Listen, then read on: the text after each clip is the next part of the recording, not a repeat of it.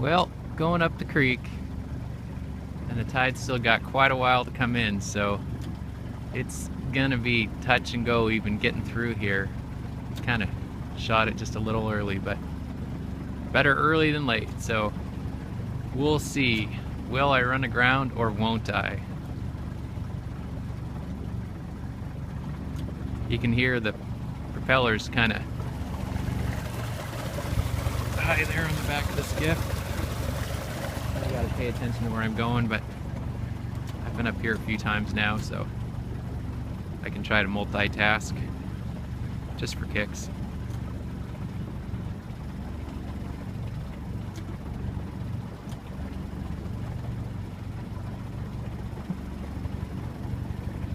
I'm gonna head right over to the side of this bank on the left, because that's definitely better water there. And it is really shallow. Looks like there's a little over a foot, maybe 16 inches here.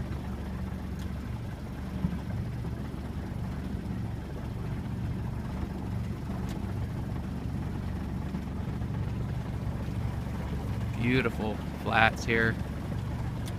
A little later in the spring, you'll see bears out here, a number of deer.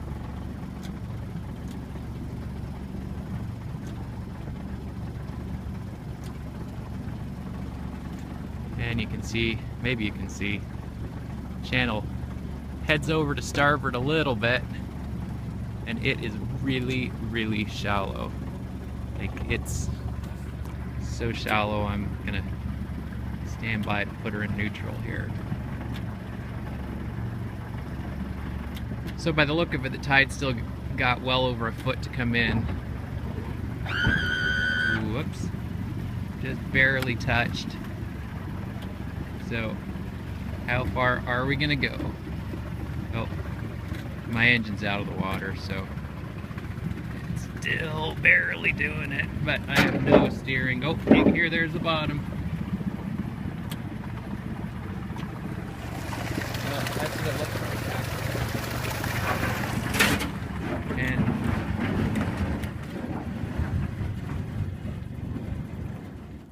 all right, engine's off. I'm just gonna hop out and hand line it from here. The wood's just another 50, 60 feet up there. Well, here we are, about 5 minutes later, and the tide is still coming in. So you can see where the skiff is. And that tarp is the rest of my wood pile.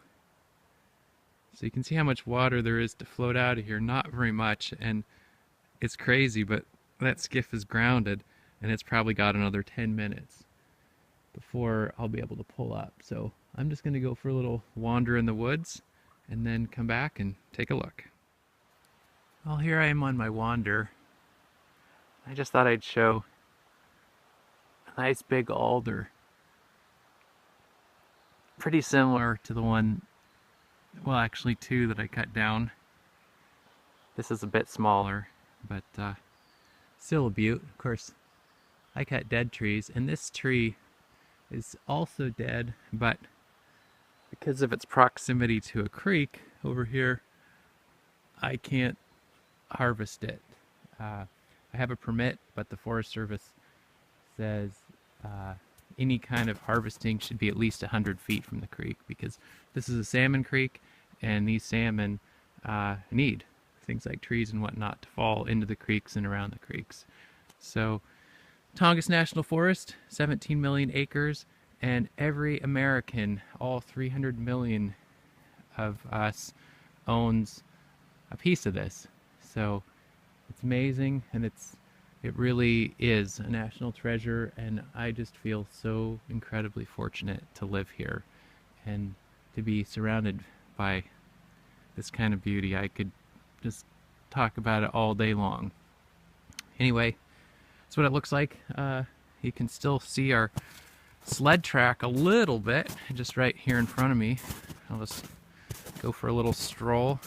We were up here about 3 weeks ago, but the snow at that point was probably 1.5 feet. It's melted, and now there's maybe 6 inches.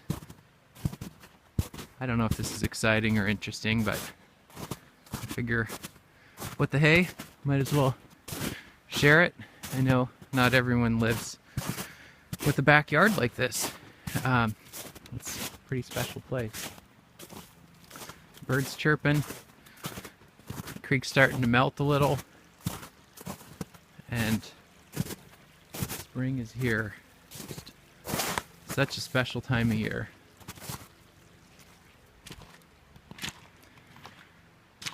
So, I might give you a little update a bit later.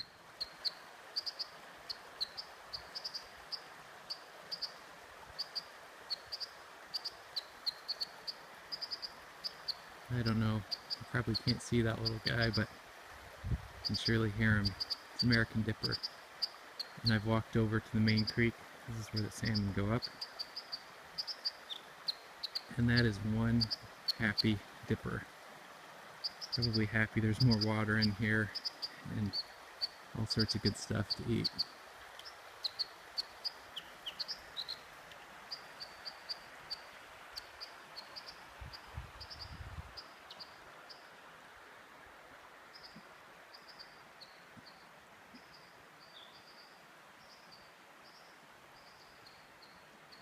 This creek's pretty cool.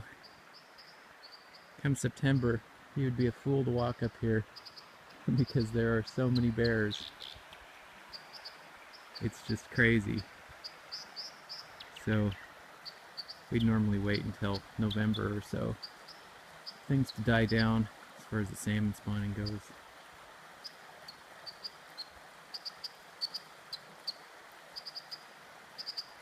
Just one of thousands of beautiful salmon spawning creeks like this in southeast Alaska.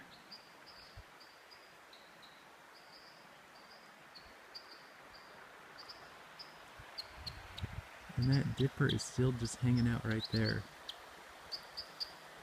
I could hear him long before I came up, so he's not just upset with me.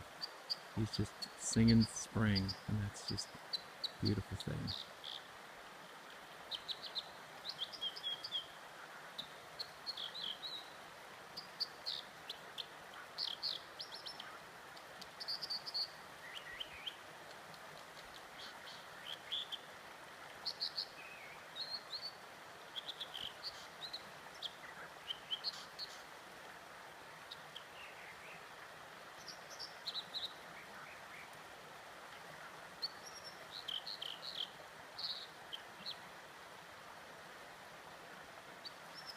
Well, tide's probably come in some. I can go check on the skiff and hopefully load her up.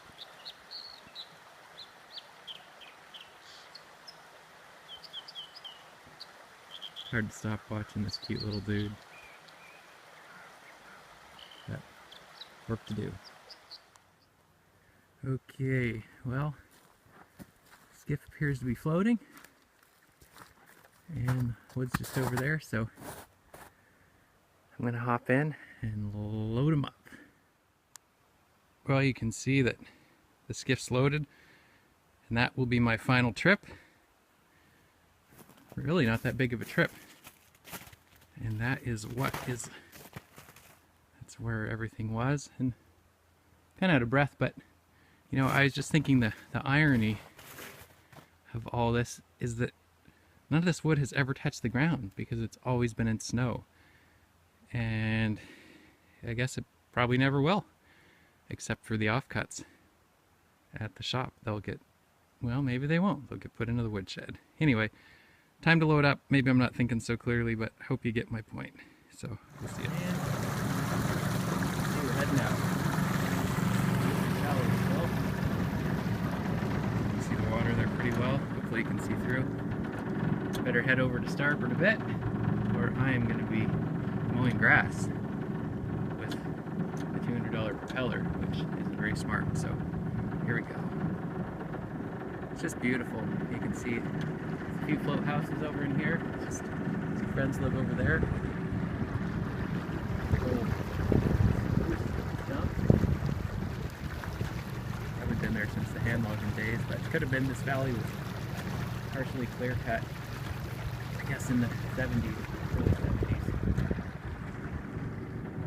Still recovering from that, and will be for a very, very long time. But still a lot of amazing things about this valley nonetheless.